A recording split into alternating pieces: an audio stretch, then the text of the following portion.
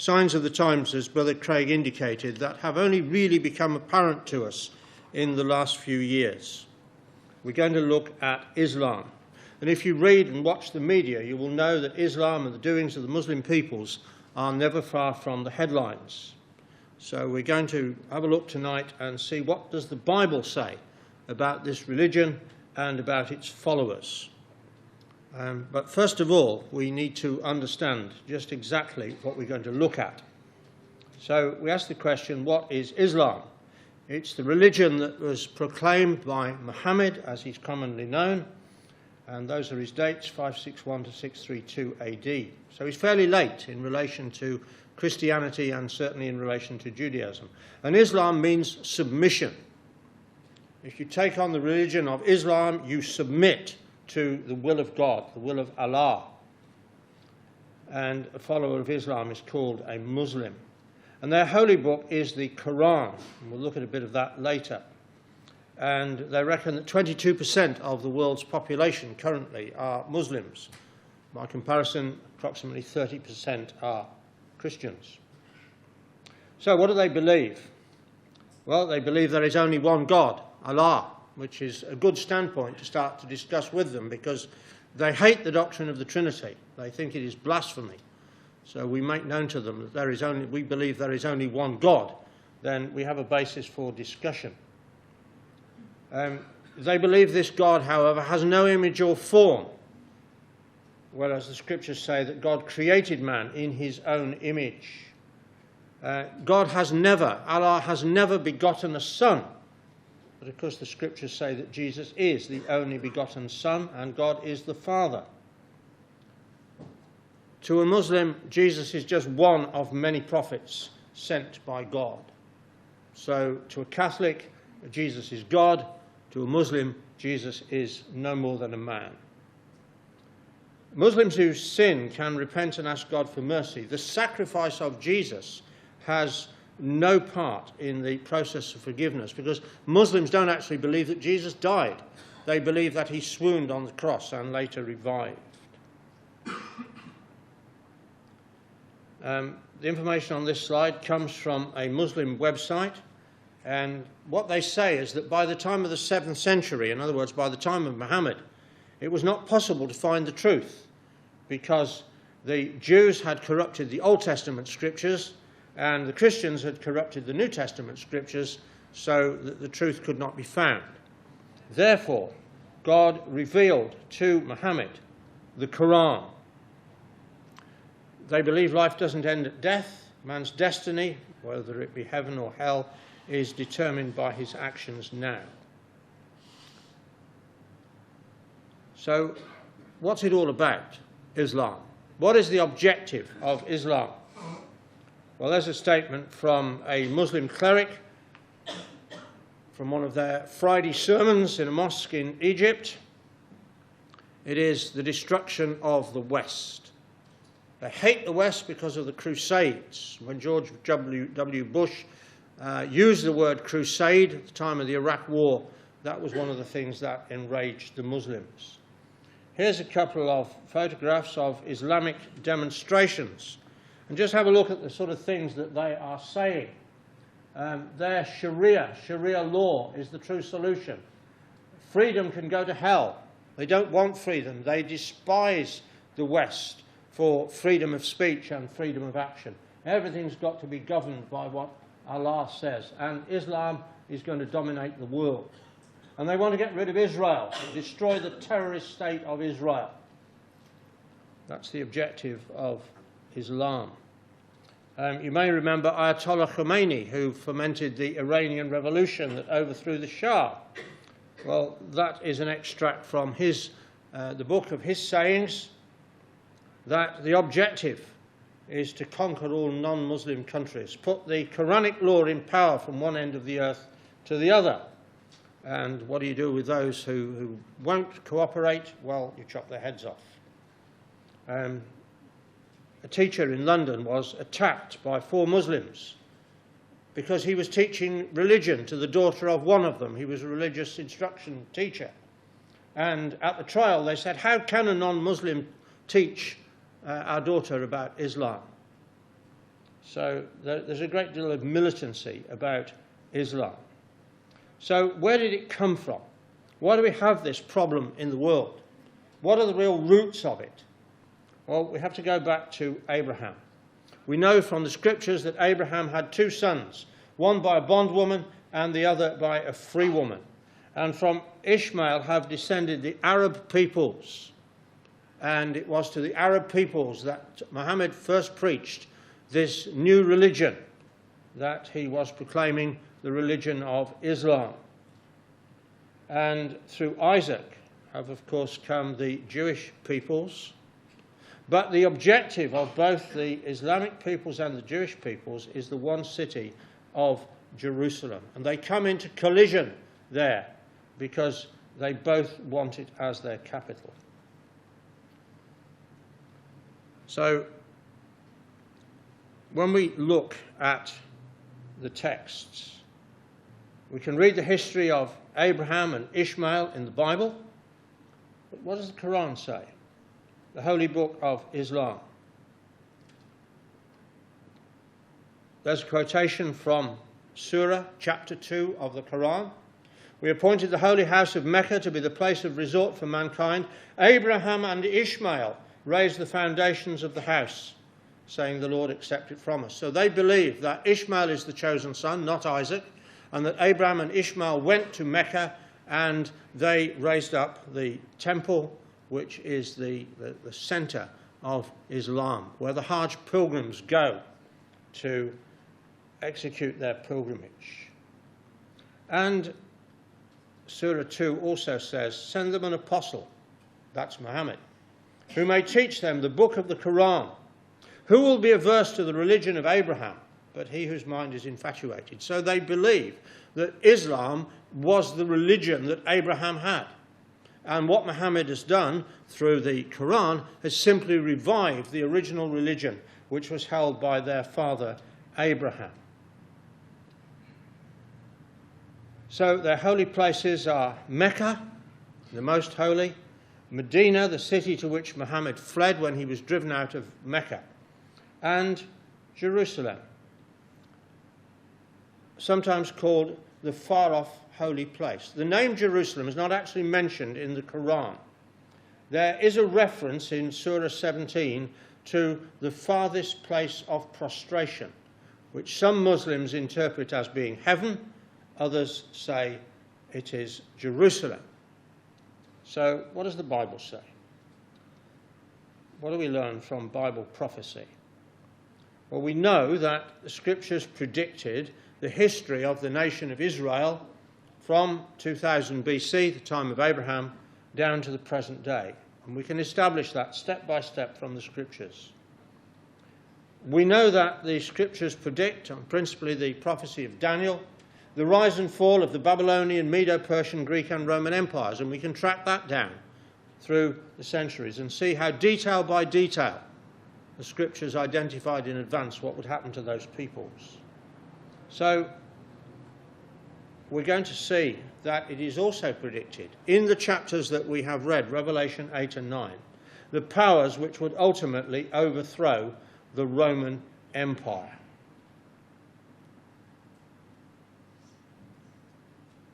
So if the Bible correctly predicts the future of Israel, Babylonia, Medo-Persia, Greece, Rome, what does it have to say about Islam and the Muslim peoples? And we're going to see tonight that the scriptures talk about Islam in the past, the appearance of Muhammad, the development of Islam, and the history of the Islamic Empire. We're going to see that scripture talks about Islam today, the two great divisions of Islam, and their role in end-time events. And then finally we're going to look into the future and see what will be the position of the Muslim peoples in the kingdom age. So let's start with the past. The book of Revelation is, of course, divided up into sevens, and what one might call the middle section of the book of Revelation, we have in Revelation 6 the seals, which cover the history of the pagan Roman Empire. We've read chapters 8 and 9, the seven trumpets. the history of the Christian Roman Empire.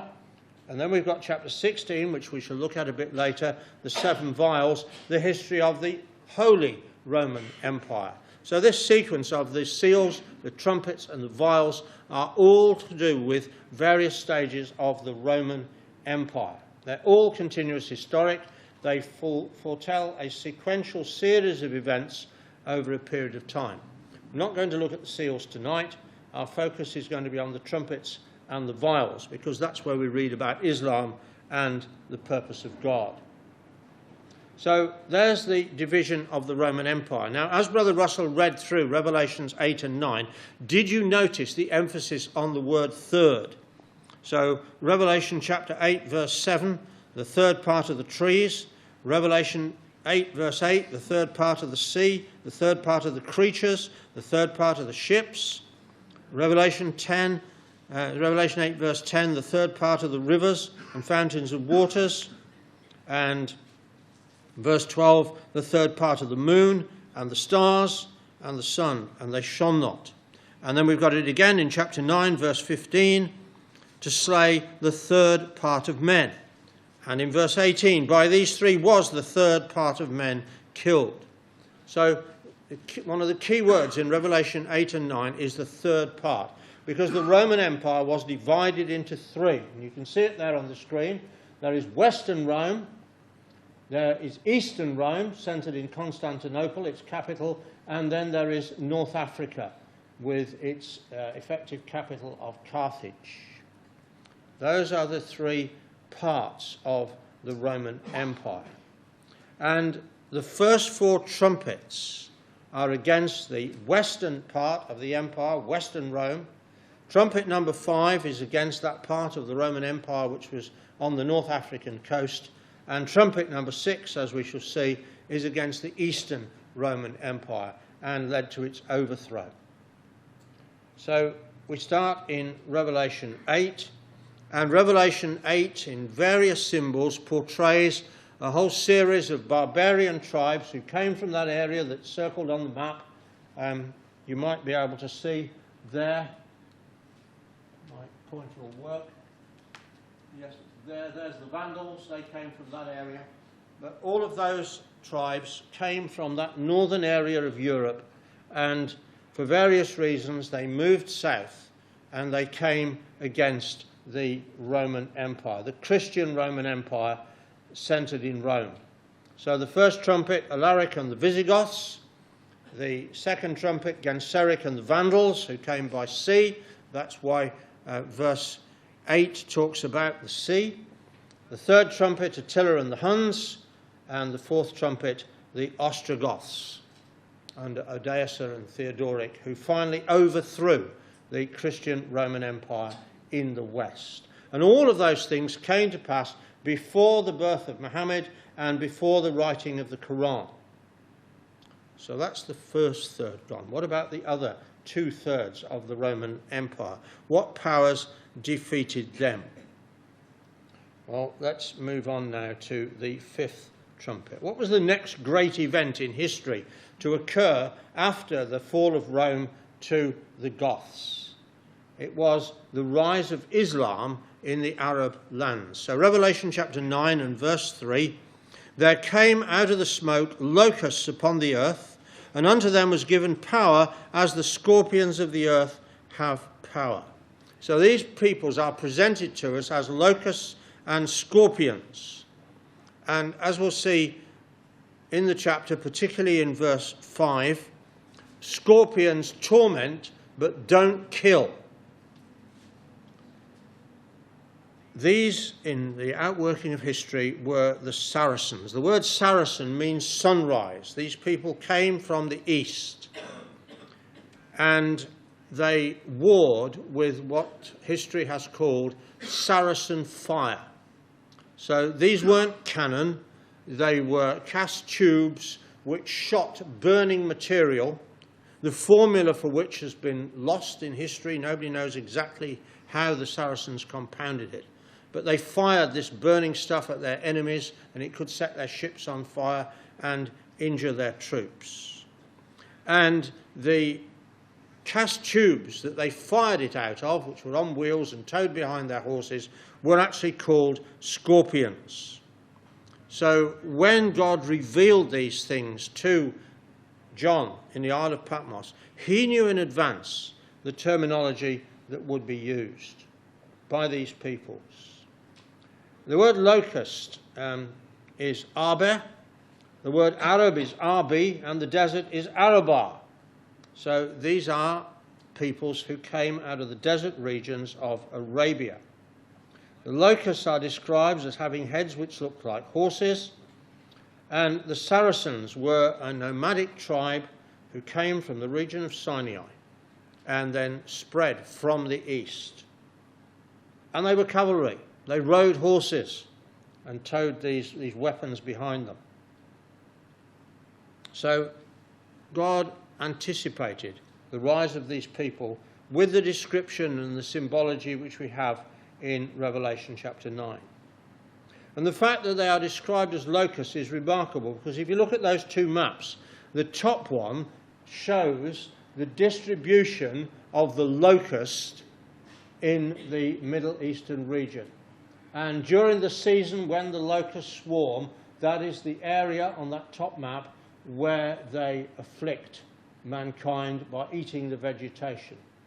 The lower map in the purple shows the extent to which Islam was spread by the Saracens and other Islamic peoples in North Africa, the Middle East, and into Europe. And it's a remarkably close comparison.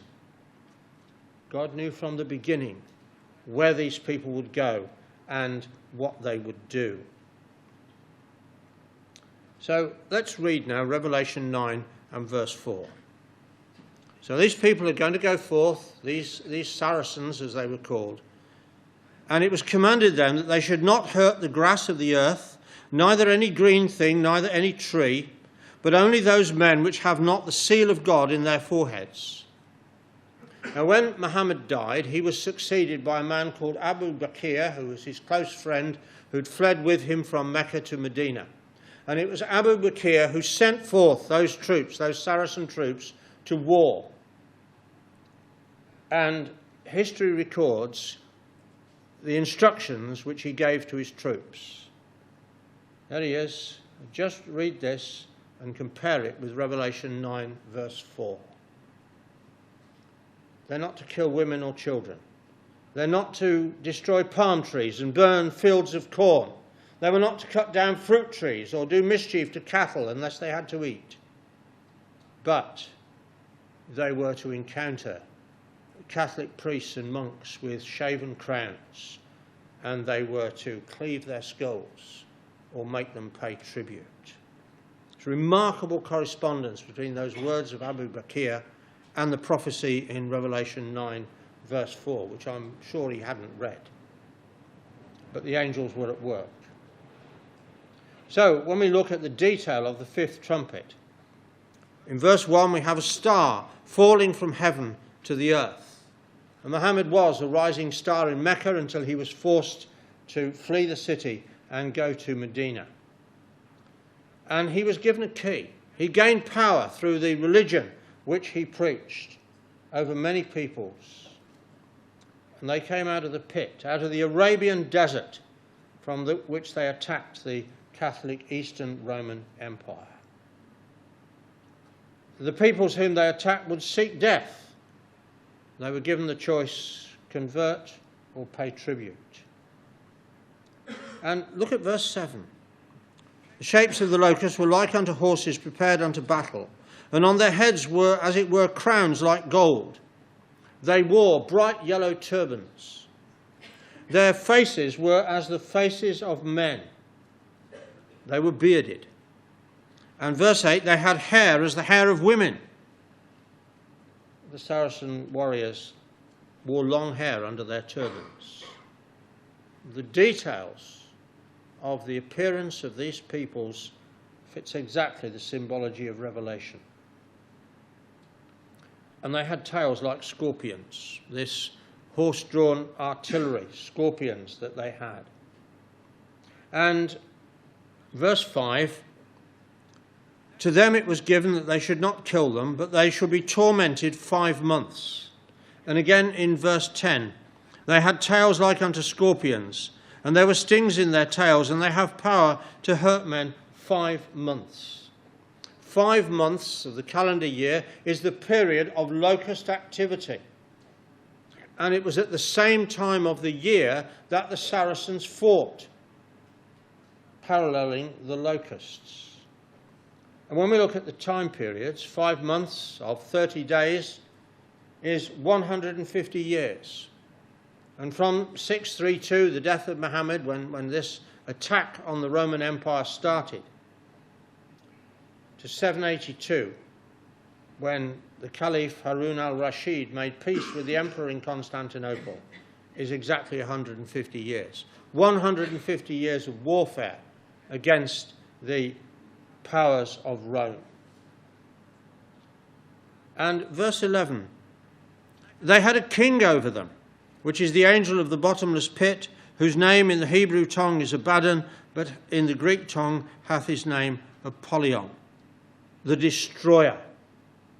And this is the only period of history when the Arabs have been united under a single ruler, the caliphs.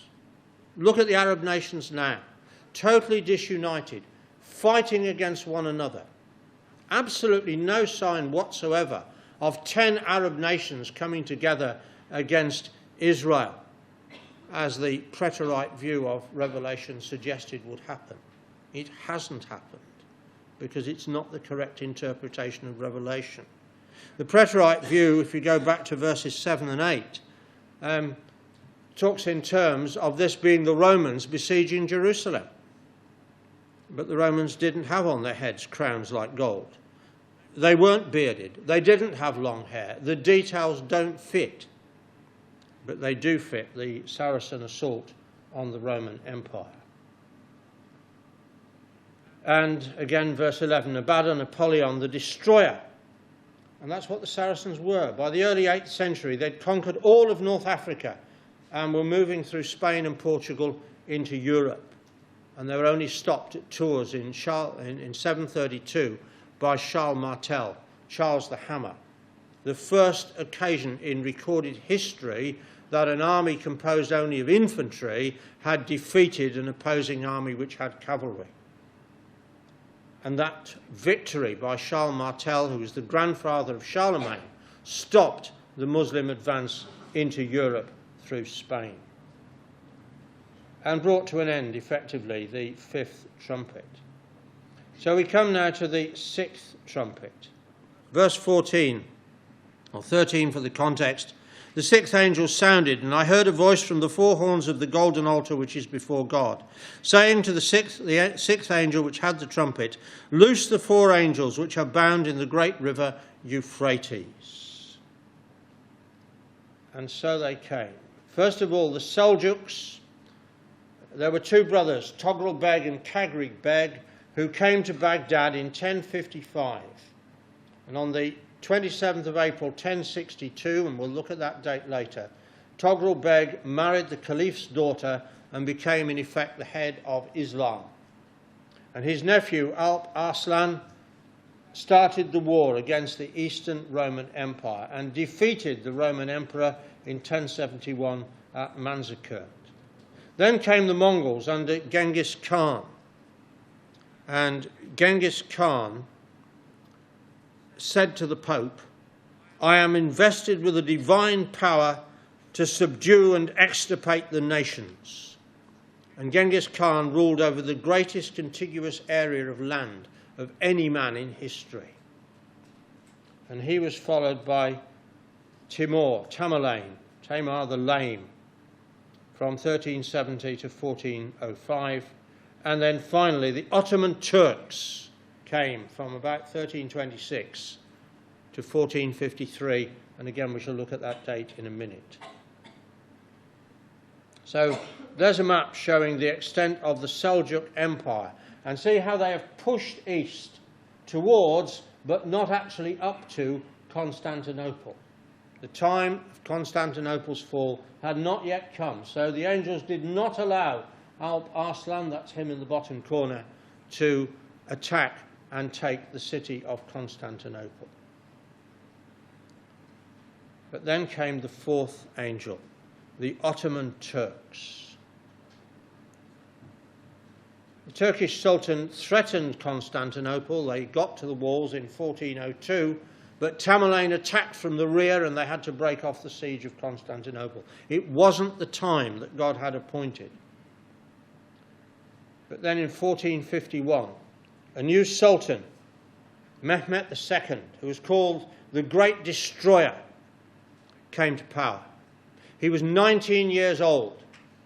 His first act was to kill all his brothers so there would be no rivalry.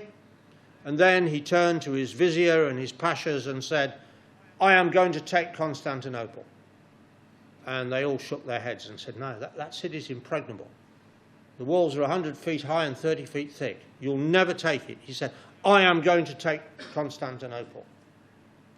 And as you may know, there was a Catholic bellmaker called Urban who heard of a black powder, Schwarz powder, which had been invented by a German monk. And he put some of it in one of his bells and lit it, and it went woof. So he then cast a tube and put this black powder in the tube and a stone on top of it, and instead of going woof, it went bang, and the stone sailed away. He had invented the cannon. And he took his invention to the Sultan in Constantinople and said, this will help you in your war against the Turks. And the Sultan wasn't interested and didn't have much money anyway. So Urban wanted to make money, so he crossed the lines and he went to the Sultan. And he built a demonstration cannon. And he aimed it at a Greek ship in the seas of Constantinople and fired it, and the Greek ship went to the bottom. And the Sultan said, you've got the job. Make me cannon that will break those walls. So he did. I'm sorry that slide is in French. It's a very good map of Constantinople, but I couldn't find one with English words. But there's the city of Constantinople. So as you can see, it's surrounded on three sides by water. There's Constantine's wall, dated from 330, and Theodoric's wall, the outer wall, which came later. It's protected on this side by the sea, the Golden Horn, and they had a chain barrier across the sea to stop enemy ships getting in. And all round here, of course, it's water. So the Sultan started his assault on this wall here with his cannon.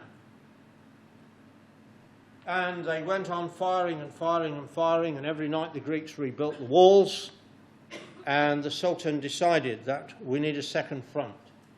So he got his men to build a pathway across the land here, and they dragged 80 ships across the land in the night and got those ships with cannon aboard into the Golden Horn, so they could set up a second front against these walls here. And that split the defenders. The defenders were pretty thin on the Theodoric wall anyway, and they now had to defend a second wall. And they kept up the cannon fire. And then the Turkish soldiers picked up a very poor scruff of a man, a Greek, who was robbing the bodies of the slain. And they said, where did you come from? He said, out of the city. And the Pasha said, show me how you got out of the city and I'll give you a bag of gold. So the man showed them a little hole in the wall of the city where a gate had been that had been bricked up. And these poor people behind on the other side of the wall had taken bricks away so they could get through in the night and rob the slain. So the Turks took this man back to the Pasha and explained that he'd shown them the hole in the wall. And the Pasha said, take him away and chop his head off. So they did. The next day, the Sultan said, today's the day. We take Constantinople today. So they're still firing at the walls. They're trying to climb the walls. But they got 50 of their best troops in through the hole in the wall. And the Italian general, who was overseeing the defense of the city, heard the cry, the Turks are in. So he came down from off the wall to organise his men to fight these Turks. And one of them shot him in the neck. And he had instructed that the gates of this inner wall must be kept shut at all times during the fighting. But badly wounded as he was, he said to his men, "Get me into the inner city." So they opened the inner gates, and just as they did that, the Turks on the wall overwhelmed the defenders and came pouring down the wall straight through the gates into the inner city. And Mehmet II had taken Constantinople, and he was only 21. He had taken the city. That's some slightly more modern cannon, but very similar to the ones that were used in the siege of Constantinople. He had 68 Hungarian-made cannon. The largest was 26 feet long and weighed 20 tons.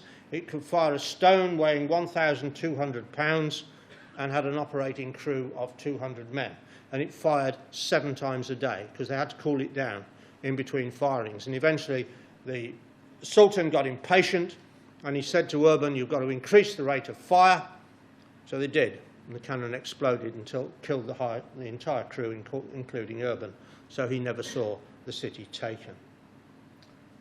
And then we come to Revelation 9 and verse 15. "The 4 angels were loosed, which were prepared for an hour and a day and a month and a year, for to slay the 3rd part of men." And very often in the Bible, the time period is the keystone of the arch. That is it which proves or disproves the accuracy of the prophecy. So there's the time period of Revelation 9, verse 15. 1 hour is a 12th of a day, so a 12th of a year is a month. 1 day is a year, a month is 30 days, and a year is 360 years, 360 days, years. So that adds up to 391 years and 1 month. And from the 27th of April 1062, when Togrul Beg married the Caliph's daughter and started the war, to the 29th of May 1453, when Constantinople fell, is 391 years and 1 month. There's nothing like this in the Quran. There are no prophecies in the Quran. Only the Bible provides us with detailed prophecies with verifiable time periods. And the Preterite and Futurist views of Revelation have no solution to the numbers in Revelation 9 and verse 15. So let's move forward now to Revelation 16, the decline of the Turkish power. The 6th trumpet in Revelation 9 is about the overspreading of the great river Euphrates. The 6th seal in Revelation 16, verse 12, is about its contraction. The 6th angel poured out his vial upon the great river Euphrates. The water thereof was dried up, that the way of the kings of the east might be prepared. And starting about 1820, when Greece broke away from the Ottoman Empire, and going on bit by bit up to 1917, bits sort of fell off the edge of the Ottoman Empire. It dried up from the edges until we got to 1917. And Daniel chapter 11, verse 40 says, "The king of the south shall push at him." In the 1870s, there was an election in England, and the incumbent prime minister said, "If you re-elect me, I will abolish income tax." I mean, that's a fair bribe to the electorate. He lost. The opposition leader, Benjamin Disraeli, became prime minister. And within 2 years, without even telling Parliament, he'd borrowed £4 million of 1872 money and bought the shares of the Suez Canal, and put British Treasury officials in Egypt to oversee the finances of Egypt, which was broke at the time. Britain went into Egypt. And although successive British Prime Ministers tried to get Britain out of Egypt, the angels did not let them. So when the First World War broke out, Britain was in Egypt. And the Egyptian Expeditionary Force, for that's what that part of the British Army was called, together with the Australian Light Horse, of course, and I've seen the memorial to them in Adelaide today, pushed north. And 3 times they tried to take Beersheba and they failed. So the general in charge was replaced with a certain General Edmund Allenby, who laid his plans to take Beersheba. And he appointed as his chief of military intelligence a man with a name about this long, which I can neither remember nor pronounce, but it doesn't matter. And this guy rode out on his horse toward the Turks. And the Turks saw him and opened fire. So he wheeled round and galloped off. But he dropped a package of blood-stained documents. And the Turks picked them up and said, these are the British battle plans for the next assault on Beersheba. So they prepared their defences. And Allenby, of course, who'd set up the ruse, came round from the back and took Beersheba, and then pushed north toward Jerusalem. Turn with me now to Haggai chapter 2.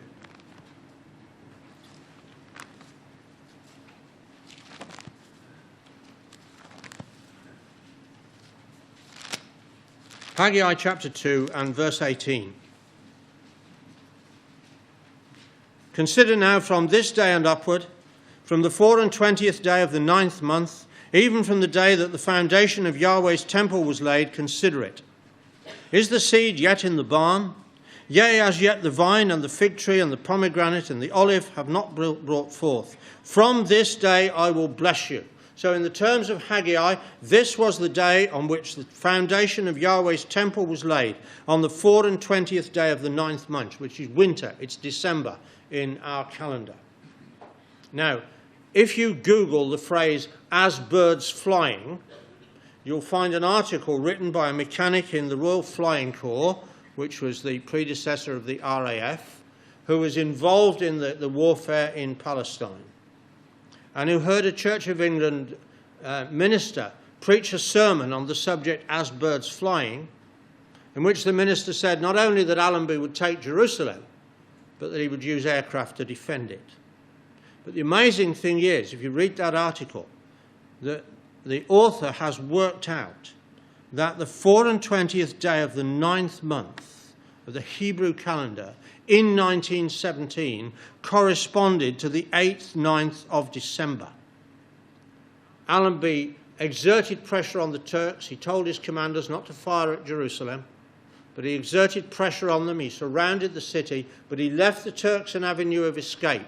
And on the night of the 8th, they fled, and on the morning of the 9th, the British walked in and took the surrender of Jerusalem from the mayor.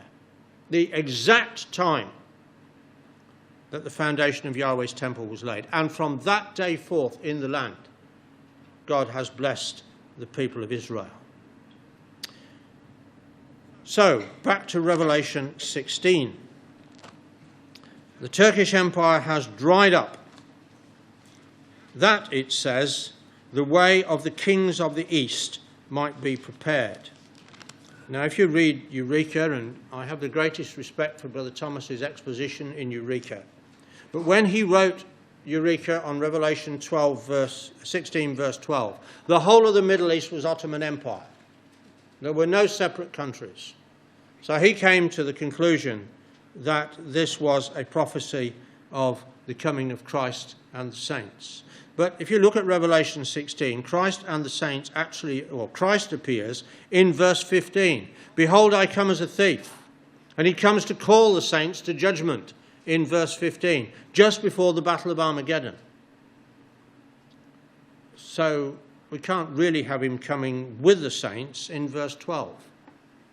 But if you read the history, what happened after the Ottoman Empire was dried up, that the British set up a whole series of puppet kings across the Middle East. Faisal in Baghdad, Mohammed Reza Shah in Tehran, Abdullah in Jordan, and Ibn Saud in Saudi Arabia, together with all the sheikhs of the Gulf countries. And they, I believe, are the kings of the East of Revelation chapter 16. So there's Allenby walking into Jerusalem. He wouldn't ride in. He said, "This is not my city to take." And that brings us almost up to date. So let's now go to Ezekiel chapter 38. We've looked at Islam in the past. Let's now look at Islam today. Ezekiel 38, as we know, speaks of a great invasion of a power from the north, which is identified as the Prince of Russia, Moscow, and Tobolsk. And they come against Israel. Verse 8, against the mountains of Israel. Verse 16, against my people of Israel. But who's with them? Verse 5, Persia, Ethiopia, and Libya. Persia, of course, now is Iran. And, sorry, we should have looked at that first. Revelation 16, keep a finger in Ezekiel, we'll be back. Revelation 16 continues after the kings of the east with the manifestation of the dragon, the beast, and the false prophet. Who are they? Well, the dragon's fairly obvious. It's the military power of the old Roman Empire. In the east, Constantinople, now Moscow, and the Russian Orthodox religion. The beast, the empire in the west, Catholic Europe, and the EU. But what about the false prophet? It's been suggested, well, that's Muhammad. He's called the prophet, so Islam, the other great religion that's involved in the Middle East. What's the biblical evidence? There's 3 passages where the false prophet is mentioned in Revelation, 16 verse 13, 19 verse 20, and 20 verse 10. In each of them, he is linked with the beast, the Western European beast. Islam never has been. Islam hates the Western European system. Revelation 19 verse 20, which we might turn to and read. Revelation 19 verse 20 says, and the beast was taken, and with him the false prophet that wrought miracles before him, with which he deceived them that had received the mark of the beast, and them that worshipped his image. These both were cast alive into a lake of fire burning with brimstone. So the trademark of the false prophet is he works miracles. Islam has never claimed miracles, but the papacy definitely does. You've got to have 2 miracles proven before you can become a saint. And John Paul II has recently been made a saint by the Catholic Church. If you go through the New Testament, Jesus, Paul, Peter, and John all foretell false prophets arising from within the ecclesia and seeking to corrupt it. The papal system fits that pattern. Islam doesn't. We've already seen that the rise and the role of Islam is foretold in Revelation 8 and 9 and 16. 16 is all about events in Western Europe in the 19th century, when the Pope lost his political power and was declared infallible. So he became a false prophet. There's nothing in the history of Islam in the 19th century that fits that. Revelation 16 is talking about the decline of the empire of Islam. And finally, both Daniel 7 and Revelation 18 and 19 say that the entire papal system is going to be destroyed. But as we're going to see, Muslims will be among the first to worship God in the kingdom. So let's move now to today, the present.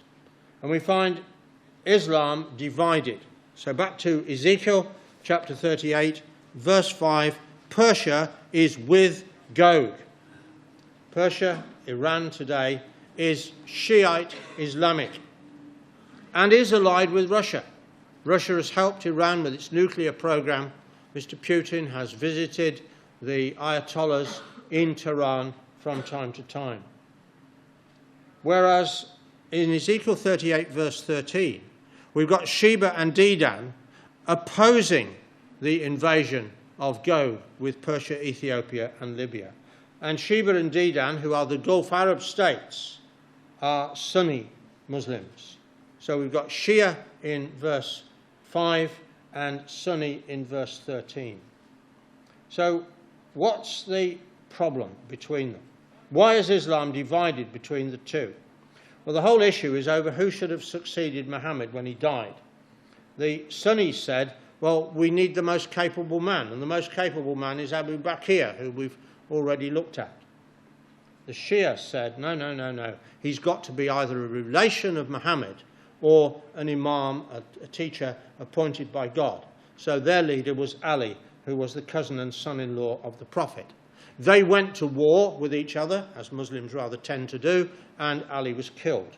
And the Shiites have never forgiven the Sunnis for that.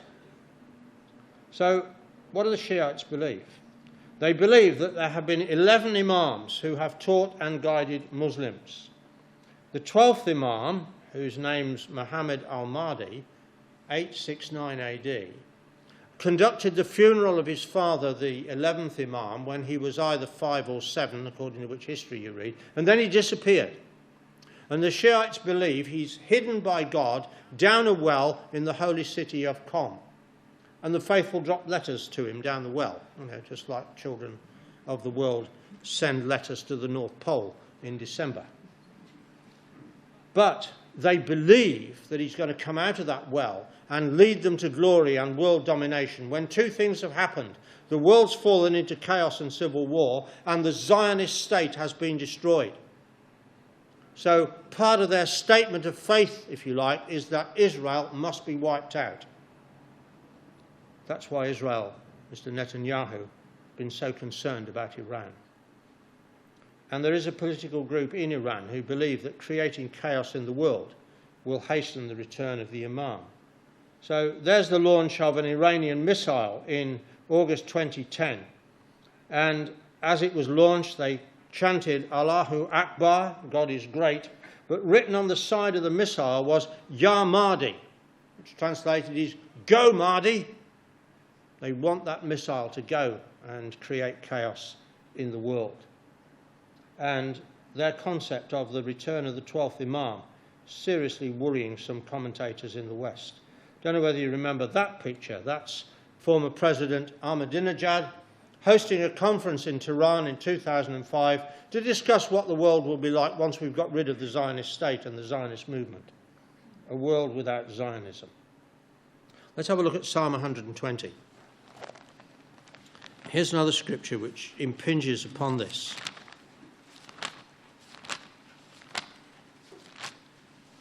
Psalm 120, a song of degrees. In my distress I cried unto Yahweh, and he heard me. Deliver my soul, O Yahweh, from lying lips and from a deceitful tongue. What shall be given unto thee, or what shall be done unto thee, thou false tongue? Sharp arrows of the mighty with coals of juniper. Woe is me, that I sojourn in Meshech, exactly the same word in the Hebrew as the Meshech of Ezekiel 38, that I dwell in the tents of Kedar. My soul hath long dwelt with him that hateth peace. I am for peace, but when I speak, they are for war. And I believe that Kedar represents the northern Arab peoples, including the Iranians. And they're linked together in this psalm, as they're linked in Ezekiel 38. They are warlike peoples who do not want peace. Here's a couple of quotes. Vladimir Zhirinovsky, Russia's conquest of the Middle East will only be a blessing. Ahmadinejad, there is no doubt that the new wave of attacks in Palestine will wipe off this stigma, Israel, from the face of the Islamic world. They hate Israel. So, what about Sheba and Dedan? Saudi Arabia and the Gulf states have all got large Sunni majorities. They're tied in commercially with the West through the oil trade. They view with concern the fundamentalism of the Shiites in Iran. 29th of March this year, all those states got together in a summit conference. They passed 15 resolutions, all against the same country. And that country was not Israel, it was Iran. They are seriously worried about Iran, as Mr. Netanyahu is. They're not religiously opposed to the state of Israel, as the Shiites are. And did you notice what Mr. Trump said to Mr. Netanyahu when Mr. Netanyahu went to Washington? The headlines in the world's press was that Mr. Trump said, 2 state, 1 state, do what you like, I'll like what you like. Underneath that, in the detail, Mr. Trump said to Mr. Netanyahu, go and make friends with Sheba and Dedan. Well, he didn't say Sheba and Dedan. He said the Gulf Arab states, but we know them as Sheba and Dedan. Go and make friends with Sheba and Dedan. Get them on your side and get them to encourage the Palestinians to come to the peace table and accept a peace deal. It's called the outside-in solution rather than the inside-out solution of Israel directly negotiating with the Palestinians and the rest of the Arab world eventually agreeing to it, which is what previous presidents have been pursuing. So we'll watch that space carefully. So here are the opposing peoples. The Shiites in Iran and Iraq and Syria. Bashar Assad in Syria is a Alawite, which is a sort of Shiite, and the Gulf states in Saudi Arabia. Ezekiel 38 verse 5 and Ezekiel 38 verse 13. Exactly as the scriptures said they would be. The scene is set for the fulfillment of the great invasion of Ezekiel 38. So what about the future? Well, we know from Micah chapter 4 that Jerusalem is going to be the capital of the world, the centre for religious instruction, and there's going to be worldwide peace. We know from Zechariah 14 there's going to be one king over all the earth. Jerusalem's going to be at peace, and all the nations are going to go there to keep the Feast of Tabernacles. We know from Isaiah 56 that people of all nations will offer sacrifice on God's altar and will be accepted. Come with me finally to Isaiah chapter 60.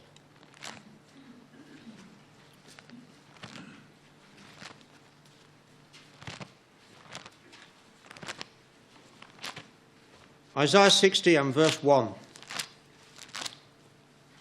Arise, shine, for thy light is come. The glory of Yahweh is risen upon thee. For behold, the darkness shall cover the earth, and gross darkness the people. But Yahweh shall arise upon thee, and his glory shall be seen upon thee. And the Gentiles shall come to thy light, and kings to the brightness of thy rising. Lift up thine eyes round about and see. All they gather themselves together. They come to thee. Thy sons shall come from far, and thy daughters shall be nursed at thy side. Isaiah 11, God's going to gather the scattered ones of Ephraim and the dispersed of Judah and bring them all together into the land. Then, verse 5, thou shalt see and flow together. Thine heart shall fear and be enlarged, because the abundance of the sea shall be converted unto thee. The forces, margin, the wealth of the Gentiles shall come unto thee.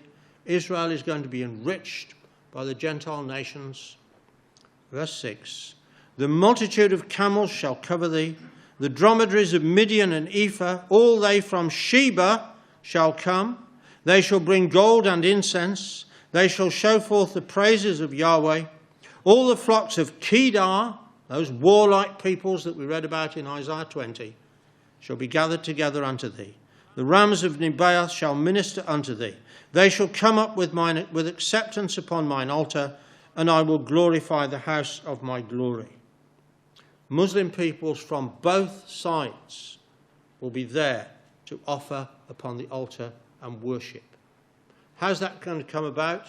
Well, we don't know, but I'll give you my imagined scenario. The Lord Jesus Christ, sitting upon the throne of his father David, calls the resurrected and immortal Abraham and says to him, go to your descendants, the children of Ishmael, and teach them the truth. And Abraham comes to the Muslim peoples and says, I am your father Abraham. Listen to me. There is one God. His name is not Allah, it is Yahweh. And I'm going to teach you how to worship him. And he will bring them up to Jerusalem, and they will offer their sacrifices upon the altar. And then, and only then, there will be peace in the Middle East and throughout the world. What's going on in Islam today, brothers and sisters, young people, is a marvellous sign of the times. They're all in for a big shock. Ayatollah Khomeini said in the book that I referred to, that because of the indolence of his own people and the industriousness of the Jews, he said, I fear that one day the Jews will rule the world. The Muslim peoples are going to be taken completely by surprise by the outworking of the purpose of our God. Let's watch the signs, brothers and sisters and young people, and make ourselves ready for his coming.